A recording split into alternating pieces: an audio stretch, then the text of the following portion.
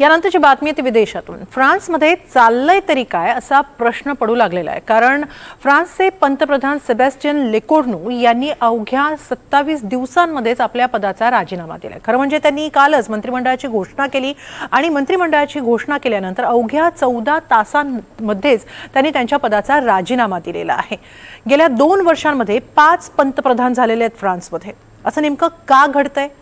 पंतप्रधानांचे राजीनामे एकावर एक का पडत चाललेले आहेत?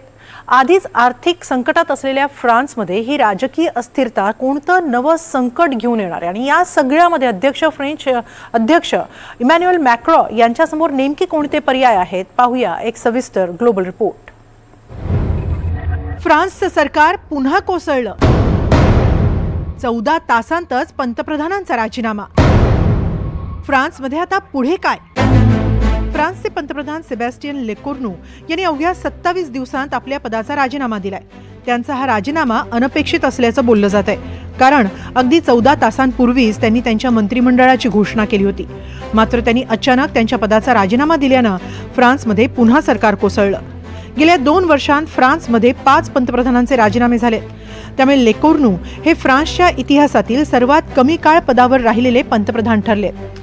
मित्रपक्ष आणि विरोधकांनी नवं सरकार पाडण्याची धमकी दिल्यानंतर लेकोर्नू यांनी हा निर्णय घेतल्याची माहिती फ्रेंच वृत्तपत्रांनी दिली आहे। तर स्वतः लेकोर्नू यांनी त्यांच्या राजीनाम्यामागची भूमिका स्पष्ट केली आहे। सोमवारी सकाळी परिस्थिती हाताबाहेर गेली। मला अशा परिस्थितीत पंतप्रधान म्हणून काम करणं अवघड आहे आणि उद्या सरकार ही नॅशनल असेंब्ली समोर काही करू शकणार नाही।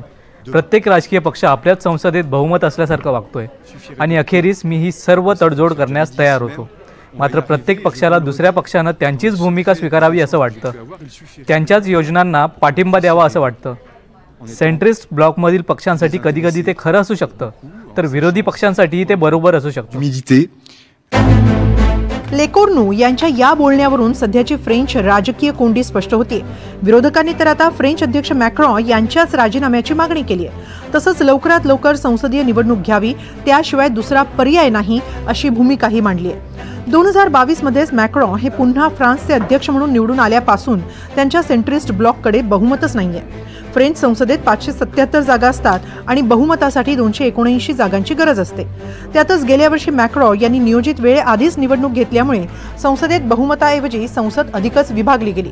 त्यामुळे फ्रान्समधील राजकीय संकट अधिक गडद होत चाललंय। त्यातही गेल्या काही महिन्यांत फ्रान्समध्ये 4 पंतप्रधानांनी राजीनामा दिलाय। त्या राजकीय परिस्थिती फारच चिघळलेली आहे। गेल्या वर्षी ज्या संसदेच्या निवडणुका झाल्या त्याच्यामध्ये डाव्या, मध्यम उजव्या आणि अतिउजव्या या 3 पक्ष किंवा त्या आघाड्यांमध्ये संसदेच्या जागा थोड्याशा समसमान प्रमाणात वाटल्या गेलेल्या आहेत आणि त्यामुळे फ्रान्सचे जे नवीन पंतप्रधान आहेत त्यांना सरकार बनवताना तारेवरची कसरत करावी लागते। फ्रान्सची अर्थव्यवस्था संकटात आहे। देशावरच्या कर्जाचा बोजा राष्ट्रीय उत्पन्नाच्या जवळपास 120% झालेला आहे। बेरोजगारी वाढलेली आहे, महागाई वाढलेली आहे, घुसखोरी मोठ्या प्रमाणावर इतर देशांमधून फ्रान्समध्ये होत आहे आणि याच्यामुळे फ्रान्सचं वातावरण ढवळून निघालेलं आहे। त्यातच अध्यक्ष मॅक्रो यांच्या विरोधातही रोष वाढू लागलाय। इमॅन्युएल मॅक्रोन यांना आणखीन एक पंतप्रधान त्यांची नेमणूक करावी लागेल आणि त्यांना पुन्हा एकदा सरकार बनवावं लागेल आणि तसं नसेल तर मॅक्रोन संसद विसर्जित करून नव्याने निवडणुका घेऊ शकतात। अशात आता मॅक्रो यांच्यासमोर 3च पर्याय आहेत। पुन्हा स्नॅप किंवा मुदतपूर्व निवडणुका जाहीर करणं, अध्यक्षपदाचा राजीनामा देणं, आणखी एका पंतप्रधानांच्या नावाची घोषणा करणं। मॅक्रो हे सातत्यानं पहिले 2 पर्याय नाकारत आले, त्यामुळे ते पुन्हा नव्या पंतप्रधानांची घोषणा करू शकतात। मे 2027 पर्यंत मॅक्रो यांच्या अध्यक्षपदाचा कार्यकाळ आहे।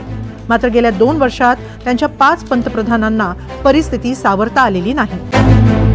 2022 ते 24 मध्ये एलिझाबेथ बोन या पंतप्रधान होत्या। 2022 मध्ये त्या फ्रान्सच्या दुसऱ्या महिला पंतप्रधान ठरल्या। मॅक्रो यांच्याच पक्षाच्या त्या सदस्य होत्या। अल्पमतातील सरकारच्या पंतप्रधान राहिल्या। 2023 मध्ये अँटीसेमिटिझम आंदोलनात त्या सहभागी झाल्या। 2024 मध्ये गाझावरील आक्रमणाविरोधात त्यांनी पंतप्रधान पदाचा राजीनामा दिला। जानेवारी ते सप्टेंबर 2024 बोन यांच्या जागी शिक्षण मंत्री गॅब्रिएल अटल यांची नियुक्ती करण्यात आली।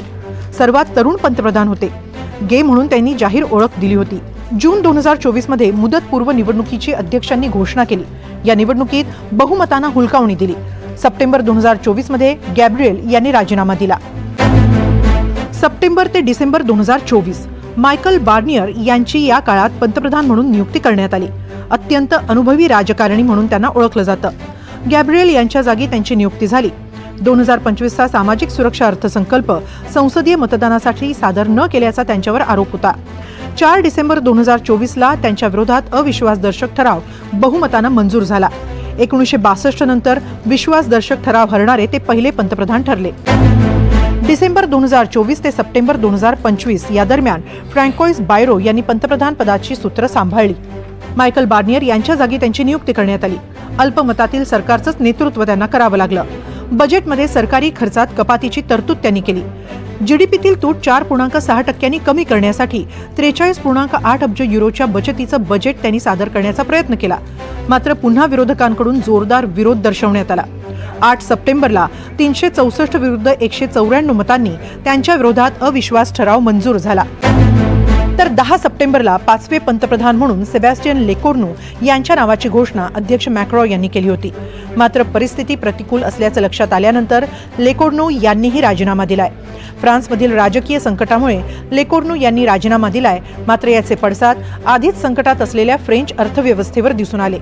फ्रेंचमधील राजकीय अस्थिरतेचा युरो आणि फ्रेंच शेअर मार्केटवर परिणाम दिसून आला. फ्रान्सची आर्थिक स्थिती आधीच बिकट आहे. युरोपीय संघातील दुसरी सर्वात मोठी अर्थव्यवस्था म्हणून फ्रान्सकडे पाहिलं जातं. तरी सरकारवरचं कर्ज वाढतच चाललंय. अर्थसंकल्पात कपातीचा सरकारचा प्रस्ताव जनतेलाही रुचलेला नाही. त्याविरोधात फ्रेंच जनताही रस्त्यावर उतरली. तिथंही आंदोलनं केली जात आहेत. त्यामुळे मित्रपक्षांसह विरोधकांकडून नव्यानं निवडणुका घेण्याच्या मागणीचा वाढता दबाव, फ्रेंच जनतेची आंदोलनं आणि सध्याची राजकीय अस्थिरता पाहता आता खरंच अध्यक्ष मॅक्रॉ कोणता निर्णय घेतात याकडे लक्ष असेल.